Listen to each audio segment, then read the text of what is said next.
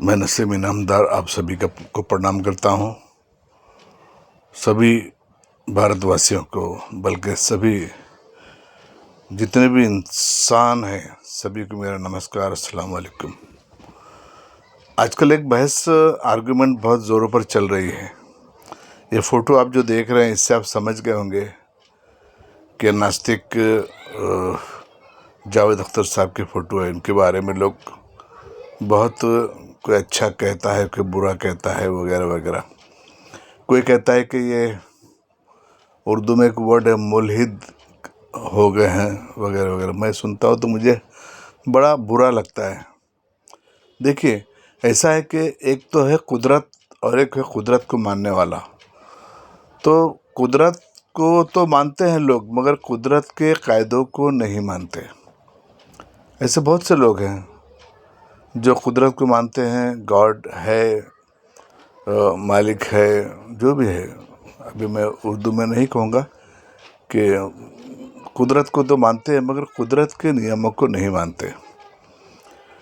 और फिज़िकली वो दिखते हैं कि समझो मुस्लिम है तो मुस्लिम लगेंगे, दाढ़ी टोपी पहनेंगे, 5 टाइम नमाज भी पढ़ेंगे, मगर कुदरत के नियमों को नहीं मानेंगे।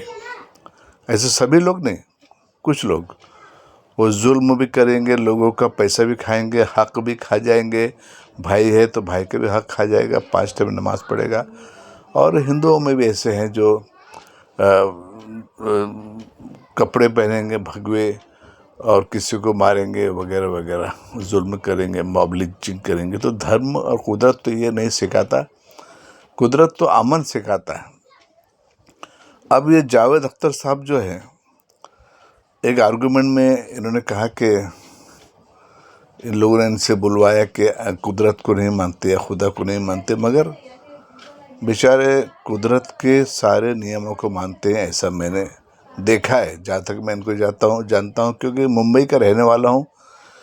ये इनके दिल में सबसे बड़ी चीज़ है कि एक रहम है, एक दया है। जब भी कहीं पर भी बलात्कार होता है किसी लड़की का, अबला का, तो ये उसके खिलाफ बराबर एक वीडियो बनाते हैं कि भाई बलात्कार नहीं होना चाहिए, किसी भी बेगुनाह को नहीं मारना चाहिए। ये बराबर आवाज़ उठाते हैं। दंगे फसाद होते हैं तो ये बराबर वीडियो बनाते हैं कि फसाद करना, दंगा करना, किसी के ऊपर जुल्म करना, किसी की जान लेना, ये बहुत बुरा है। आपने देखा है कि आर्गुमेंट में इन्होंने खुल्लम खुला कहा कि गाज़ा में कई मुसलमान बच्चों को मार दिया है। तो इनके दिल में दया है, इनको ये चाहते हैं कि ऐसे बेगुनाह लोग ना मरे। तो जब जिसके दिल में दया है, जिसके दिल में हमदर्दी है, जिसके दिल में पिटी है, भला वो कुदरत के कायदों को तो मान रहा है। उनको हाँ, कुदरत से एक शिकवा है, उनकी अपेक्षा है कि नहीं मरना चाहिए। ताबड़तोड़ कुदरत के जो सिपाही है, फरिश्ते हैं, दूत है, उन्होंने आकर जो है उनको बचा लेना चाहिए, वगैरह वगैरह। मगर अगर कुदरत के दूत अगर बचा लेते तो ये आर्गुमेंट होता ही नहीं। अब ये अलग बात है कि क्यों होता है, कैसे होता है। हाँ, कहा जाता है कि हर किसी को मौका मिलता है। कुदरत ने आपको दिमाग दिया है और अच्छे बुरे का अंतर दिया है। अगर कुछ लोग बुरे को चुन लेते हैं और बुराई पे जाते हैं तो ये इसमें कुदरत का क्या है, कुदरत का दोष क्या है। कुदरत ने तो नियम बना लिए हैं और सभी कुदरत के नियमों का पालन करते हुए सभी देशों ने ऐसे ही नियम बनाए हैं कि अत्याचार ना हो, जुल्म ना हो, बेगुनाह को ना मारा जाए। अब उसके बाद भी हो रहा है तो कुदरत करे उसका फैसला या ना करे, मगर कम से कम सरकारों को तो उसके फैसले करना चाहिए। अब सरकार भी आंख बंद करके बैठी है, मुंह बंद करके बैठी है, अपने हथियार बंद करके बैठ गई है, तो उसके बारे में कोई क्या कहेगा। सरकारों की भी जिम्मेदारी है। राजा जो होता है ये कुदरत का, खुदा का जो है एक रूप होकर अपनी गद्दी पर बैठता है। तब ऐसा माहौल बन गया है कि हर चीज़ की छूट मिल गई है। मगर बेचारे जावेद अख्तर साहब तो कहते हैं, बराबर कहते हैं कि ये नहीं होना चाहिए इस तरह का। जावेद अख्तर ने अपना नाम जावेद अख्तर रखा, उर्दू बेहतरीन बोलते हैं, अपने फैमिली है उनकी, वो सारे मुस्लिम नेम्स हैं सब, तो उनको हम एक समाज से खदेड़ कर बाहर नहीं निकाल सकते। इज़ ए रिस्पेक्टेबल मैन है, एक अच्छा आदमी है, और वो बहुत बढ़िया आदमी है और लोगों के हुकूक के लिए बोलने वाला आदमी है। हाँ, अब जो है वो एक तरफ देखिए, नेतन्याहू जो इजराइल का प्राइम मिनिस्टर है, वो लाखों करोड़ों लोगों को मार रहा है, बेगुनाहों को मार रहा है, तो उसके खिलाफ तो ये बोल ही रहे हैं ना बेचारे जावेद अख्तर कि क्यों मारा करके। अब काम किसका था? अमेरिका का था और लोगों का था कि उसको मना करे। अभी अकेले क्या कर सकते हैं? इनको अपेक्षा है कुदरत से कि कुदरत ने कुछ हेल्प करना चाहिए। अब ऐसे होता है, जो लाचार आदमी होता है उनको वो यही सोचता है कि मेरे पास तो ताकत नहीं है, मैं क्या करूं? इजराइल के ख़िलाफ़ कौन लड़े? अमेरिका के ख़िलाफ़ कौन लड़े? तो कम से कम मुँह से तो बोलो कि भाई ये गलत हो रहा है करके। तो इतना अच्छा कि काम ये कर रहे हैं, मुझे ऐसा लगता है। जावेद अख्तर की तो मैं तारीफ़ करता हूँ। हाँ, जावेद अख्तर ने कभी भी कोई ऐसी टीम नहीं बनाई जो कुदरत को गाली देवे, कोई मोर्चे नहीं निकाले, मुसलमानों के खिलाफ कभी इन्होंने ऐसा आंदोलन नहीं किया कि आप गलत कर रहे हो। गलत को गलत कहा, सही को सही कहा। अब वो ये नीतीश कुमार ने जो है उसका बुर्का छीना, तो वहाँ कहा कि भाई देखो, हर किसी को अपना धार्मिक ड्रेस पहनने का हक है। हाँ, अगर कोई चड्डी पहन ले या बनियान पहन ले तो बात अलग है, आप टोको। तो वहाँ पर नीतीश कुमार के खिलाफ भी आपने कहा। तो इतना अच्छा आदमी है, उसको जो है मेरी रिक्वेस्ट है मुसलमानों से कि उनको कम से कम अच्छी नज़र से देखो, उनको जलील मत करो। उर्दू एकेडमी आजकल उर्दू के ऊपर एक थप्पड़ लगा हुआ है कि मुसलमानों की ज़ुबान है। उर्दू एकेडमी में आप जो है उसका उद्घाटन करते हैं, उर्दू को बढ़ावा देते हैं, और आप कहते हैं कि उर्दू मुसलमानों की ज़ुबान नहीं है, ये सबकी ज़ुबान है। आपका जो सोच है, आपके विचार है, ब्रॉड थिंकिंग है, आप बड़ा सोचते हैं, लिमिटेड दायरे में नहीं सोचते।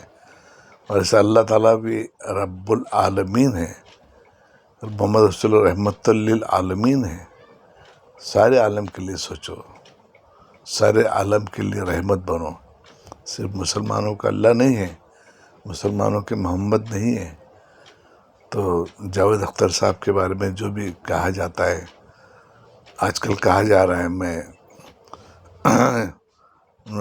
ऐसा बोलता हूँ कि ऐसा लोगों को नहीं कहना चाहिए। एक अच्छा आदमी है, एक बेहतरीन आदमी है, इनसे अच्छे काम हम लोग ले सकते हैं। मौलवी ठीक है, मौलवी साहब का जो प्रोफेशन है उन्होंने कहा, और मौलवी साहब ने ठेका ले लिया है। और हम जैसे मिडिल क्लास है, हम तो, हमारे लिए तो ये आर्गुमेंट एक लग्जरी लगती है। हाँ, हम जिस धर्म में पैदा हुए हम उस धर्म को मानते हैं, हम कुदरत को मानते हैं, खुदा को मानते हैं, और हमारे पास इतना पावर भी नहीं है कि हम चैलेंज करें वगैरह वगैरह। तो हम तो मानते हैं और मानना ही पड़ेगा। हाँ, कुदरत को मानना, हम तो बहुत गरीब लोग हैं, हम जाते हैं रास्ते से तो कभी कभी रिक्शा वाला अचानक ठोक देता है और हम बच जाते हैं, तो हम यही कहते हैं कि कुदरत ने बचाया, मालिक ने बचाया। हमारे घरों में शादी ब्याह होता है तो अरेंजमेंट बड़ी मुश्किल से होता है, फिर भी हम कहते हैं कि अरे अरेंजमेंट तो हो गया, कुदरत सबका है। ऐसे ऐसे मौके आते हैं कि हमको कुदरत को मानना पड़ता है, क्योंकि हमारे पास दूसरा कोई रास्ता नहीं है कुदरत को मानने के सिवा।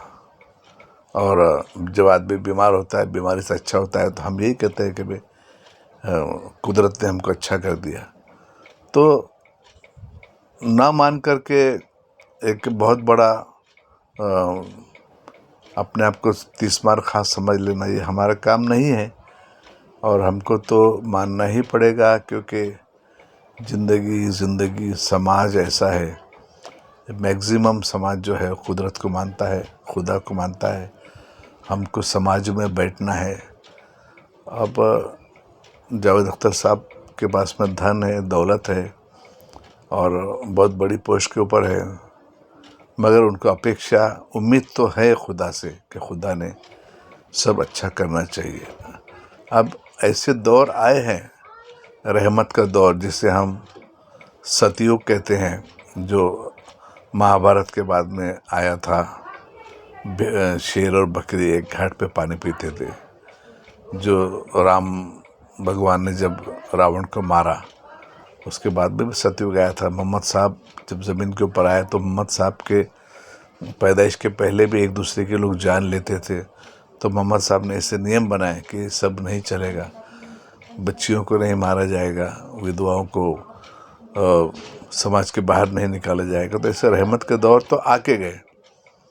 तो जावेद अख्तर साहब भी ये चाहते हैं कि ऐसे ही दौर दोबारा आए, मगर जावेद अख्तर साहब ने उसकी कोशिश करना चाहिए रहमत का दौर सतयुग आने के लिए।